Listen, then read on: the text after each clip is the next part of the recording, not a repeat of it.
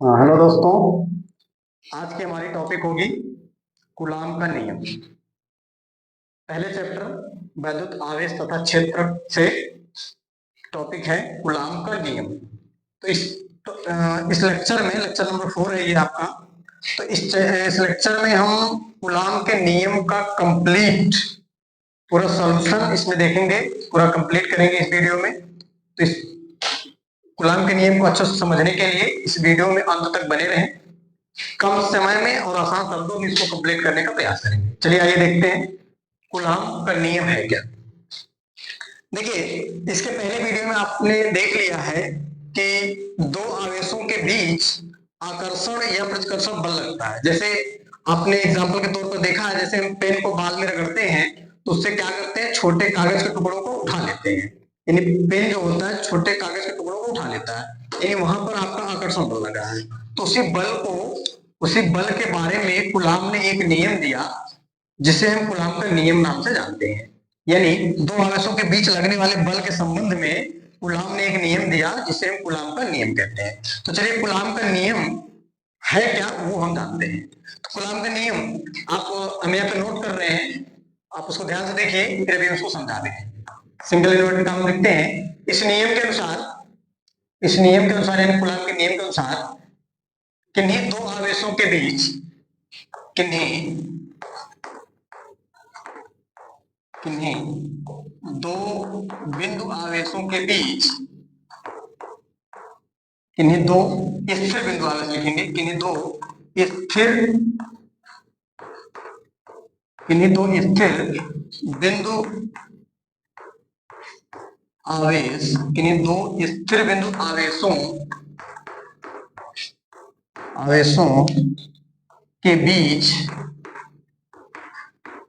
के बीच लगने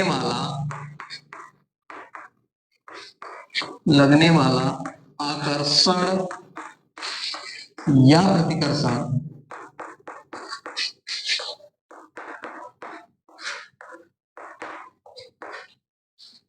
किन्हीं दो स्थिर बिंदु आवेशों के बीच लगने वाला आकर्षण या प्रतिकर्षण बल उन आवेशों के गुणनफल के अनुक्रमानुपाती होता है। उन आवेशों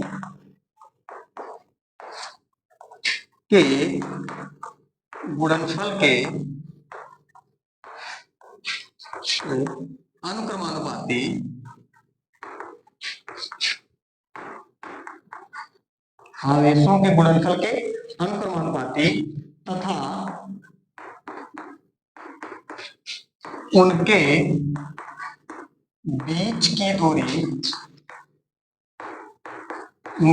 की दूरी के वर्ग के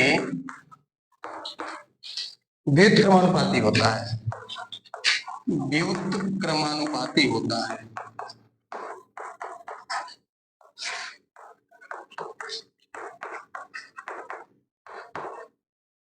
ठीक है, व्युत्क्रमानुपाती होता है। ये कूलाम का नियम है। नोट को क्लोज कर दीजिए, एक बार फिर से सुन लेंगे। लिखा गया है किन्हीं दो स्थिर बिंदु आवेशों के बीच लगने वाला आकर्षण या प्रतिकर्षण बल उन आवेशों के गुणनफल के अनुक्रमानुपाती तथा उनके बीच की दूरी के वर्ग के व्युत्क्रमानुपाती होता है। अब इस तथ्य को अगर मैथमेटिकली लिखते हैं तो क्या लिखते हैं, देखिए इस तथ्य को अगर मैथमेटिकली लिखते हैं तो ये लिखा जाता है आवेशों के बीच, जैसे यहाँ पर एक आवेश हम लेते हैं Q1, यहाँ पर लिख दे रहे हैं Q1, और दूसरा आवेश यहाँ पर लेते हैं Q2। एक आवेश आपका Q1 है, दूसरा आवेश Q2 है, और इनके बीच की जो दूरी है वो क्या है, R है। ठीक है, एक आवेश Q1 है, दूसरा Q2, उसके बीच की दूरी आपकी R है। ठीक है, तो इनके बीच जो लगने वाला बल होगा उसी के बारे में कूलाम ने बताया। वो क्या होगा, इन्होंने बताया कि जो बल है वो अनुक्रमानुपाती होगा किसके, दोनों आवेशों के गुणनफल। देखिए लिखा गया वहां ऊपर डेफिनेशन में, दोनों आवेशों के गुणनफल के अनुक्रमानुपाती होगा, यानी F अनुक्रमानुपाती प्रोपोर्शनल Q1 Q2। और क्या बताया गया, जो बल है वो दूरी के वर्ग के व्युत्क्रमानुपाती होगा, यानी वर्ग होगा और उसका व्युत्क्रमानुपाती होगा। ठीक है, ये बताया गया। ये दो स्टेटमेंट इस पूरे डिफिनेशन में बताएंगे और यही आपको लिखना भी है। अब दोनों रिजल्ट को अगर हम एक में करके लिखते हैं तो इसको कुछ इस प्रकार लिख सकते हैं, एफ प्रोपोर्शनल Q1 Q2 अपान हो जाएगा आर स्क्वायर, और ये प्रोपोर्शनल चिन्ह को जब हम हटाते हैं तो ये हमें मिलता है कि Q1 Q2 upon R square, ये मिल जाता है। ठीक है, एक तरीके से इसको हम रिजल्ट के रूप में प्रयोग आगे कर सकते हैं, इसको आगे हम रिजल्ट के रूप में प्रयोग कर सकते हैं, लेकिन इसको यहीं पे नहीं छोड़ना। यहाँ पर देखिए के क्या है, यहाँ पर के एक समानुपाती नियतांक है। के क्या है, एक समानुपाती नियतांक है, लेकिन इसको पूरा व्यवस्थित लिख दे रहे हैं, आप इससे अपना नोट्स भी बना सकते हो। ठीक है, तो यहां से यहाँ पर आप लिखेंगे जहां के समानुपातिक नियतांक है। क्या है, समानुपातिक नियतांक है। अब ये समानुपातिक नियतांक क्या होता है, समानुपातिक नियतांक जो होता है वो डिफाइन करता है कि वो जो समानुपाती है, यानी एक के बदलने पर दूसरा किस रेशियो से बदलेगा, वो डिसाइड करता है समानुपाती नियतांक। तो समानुपाती नियतांक क्या होता है, इसकी वैल्यू कितनी होती है, देखिए अगर क्यू आवेश का मात्रक कूलाम में लिया जाए, बल का मात्रक न्यूटन में लिया जाता है, दूरी का मात्रक मीटर में लिया जाता है, तो इस जो समानुपाती बल नियतांक के है, तब इसकी वैल्यू जो होती है वो होती है 9.0 गुणे 10 घाते 9 newton metre square, newton metre square प्रति कूलाम स्क्वायर, ये होता है। ठीक है, अगर इसके जो यूनिट्स है कूलाम में, इसके मीटर में और इसका न्यूटन में लिया गया, तो के की वैल्यू हमारी इतनी होती है। और सुविधा के लिए यहां पर हम आगे लिख रहे हैं, सुविधा के लिए देखिए, सुविधा के लिए के बराबर जो होता है इसको हम लिखते हैं 1/4 पाई एप्सिलॉन नॉट। के को 1/4 पाई एप्सिलॉन नॉट लिखा जा सकता है, तो के की वैल्यू जितनी होती है उतनी वैल्यू इसकी भी होगी, क्योंकि दोनों बराबर है। इसकी बराबर हम लिख सकते हैं 9 गुणे या 9.0 गुणे 10 घाते 9 न्यूटन मीटर स्क्वायर प्रति कूलम स्क्वायर। ठीक है, तो रिजल्ट जो हमारा बल का होगा कुछ इस प्रकार हम लिख सकते हैं फाइनल रिजल्ट को, F is equal to 1/4 pi epsilon naught. ठीक है, देखिए बल एक सदिश राशि है, यहाँ सदिश, इसको सदिश फॉर्म में हम तब लिखेंगे जब सदिश रूप निकालेंगे तब निकाला जाएगा, इसको वैसे रहने दीजिए। यहाँ पर हो जाएगा Q1 Q2 upon R square. तो ये हो गया दो आवेशों के बीच लगने वाला बल। इस बल को हम कूलाम बल भी कहते हैं, इस बल को हम कूलाम बल भी कहते हैं। अब यहां से देखिए जो कूलाम बल निकल रहा है उसमें एक कांस्टेंट और आपको दिख रहा होगा, ये। अब इसका नाम क्या है, देखिए इसका नाम होता है एप्सिलॉन पढ़ा जाता है इसको, और जीरो लगा तो इसको हम एप्सिलॉन नॉट पढ़ते हैं। यहाँ पे जो है एप्सिलॉन नॉट क्या है उसको हम देखते हैं। यहाँ पे एप्सिलॉन नॉट जो है, जहां एप्सिलॉन नॉट, इसको हम एप्सिलॉन नॉट क्या है, वायु या निर्वात की विद्युतशीलता है, ठीक है। ये वायु या निर्वात की विद्युतशीलता का मतलब क्या होता है, विद्युतशीलता का मतलब होता है कि किसी माध्यम में या वायु या निर्वात में जो विद्युत धारा का या आवेश का जो प्रवाह है वो कितना प्रबल है, कितना सुगम है, वो चीज बताता है ये निर्वात की जो विद्युतशीलता है। तो विद्युतशीलता के बारे में आपको यहां से देखे कि एक चीज अलग से कभी कभी एग्जाम में पूछी जाती है कि जो विद्युतशीलता होती है, निर्वात की विद्युतशीलता होती है, उसका मात्रक और बीमा और उसका संख्यात्मक मान कितना होता है। तो चलिए हम यहाँ पर देख लेते हैं एप्सिलॉन नॉट का मात्रक क्या होगा, इसकी बीमा क्या होगी और इसकी संख्यात्मक वैल्यू कितनी होती है। ठीक है, तो सबसे पहले हम एप्सिलॉन नॉट का मात्रक देखते हैं।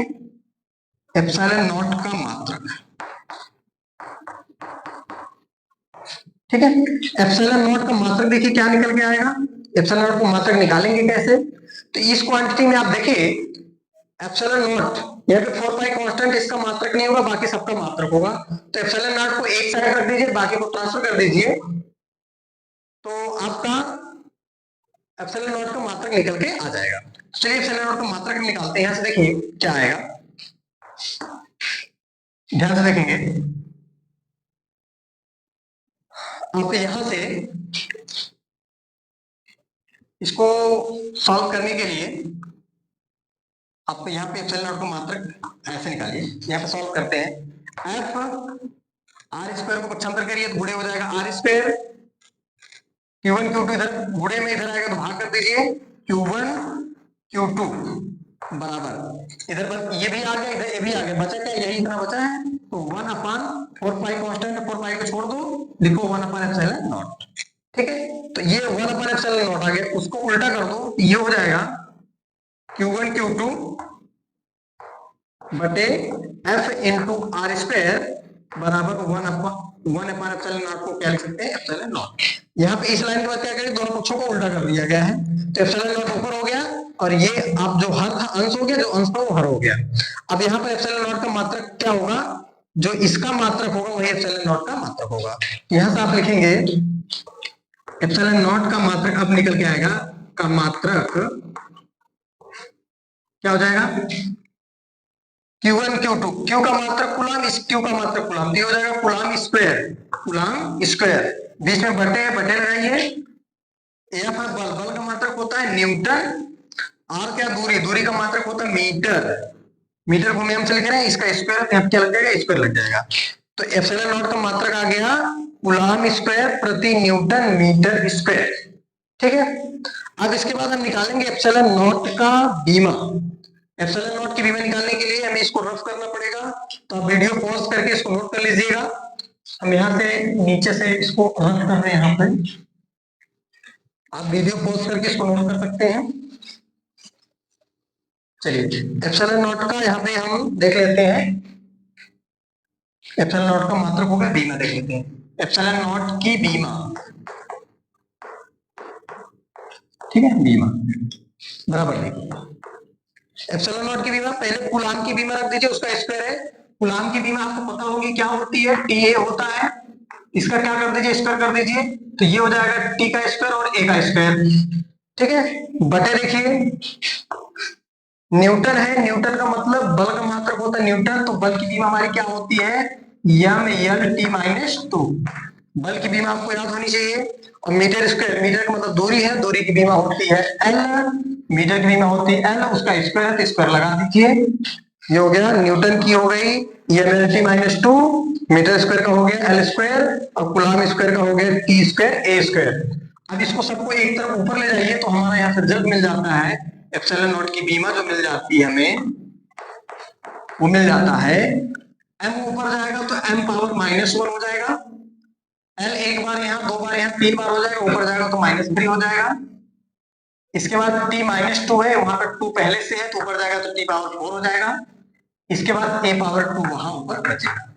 ठीक है, कुछ छूट नहीं रहा, देख लीजिए ये ऊपर गया -1 हो गया, L 3 बार हो गया, ऊपर गया -3 हो गया, T-2 ऊपर गया +4 हो गया, और A स्क्वायर हो गया। ये एप्सिलॉन नॉट की बीमा आ गई। एक क्वांटिटी इसमें और बच रही है, एप्सिलॉन नॉट का संख्यात्मक मान क्या होता है। तो देखिए एप्सिलॉन नॉट का संख्यात्मक मान, संख्यात्मक मान कैसे निकालोगे, अभी आप देखिए इसके पहले वहां जो मिटा दिया गया उसमें आपने देखा 1/4 पाई एप्सिलॉन नॉट बराबर कितना है, 9 × 10⁻9 कितना है। इसको उल्टा कर दीजिए, इसको उल्टा, इसका मात्रक क्या था, न्यूटन मीटर स्क्वायर प्रति कूलाम स्क्वायर था। इसका मात्रक उल्टा करोगे तो यहां पर क्या हो जाएगा, 4 पाई एप्सिलॉन नॉट, इधर को उल्टा करोगे तो हो जाएगा 1/9 × 10⁻9, और मात्रक भी उल्टा हो जाएगा तो हो जाएगा कूलाम स्क्वायर प्रति न्यूटन मीटर स्क्वायर। अब यहां से एप्सिलॉन नॉट का आप निकालना चाहें तो 4 पाई को छंतर कर दीजिए, तो 1/, हो जाएगा 4 पाई इंटू यहाँ 9 × 10⁻9 क्या पहले से है। ठीक है, अब अगर इसको सॉल्व करेंगे हम, कूलाम स्क्वायर प्रति न्यूटन मीटर स्क्वायर। ठीक है, अब यहां से अगर हम इसको सॉल्व करेंगे,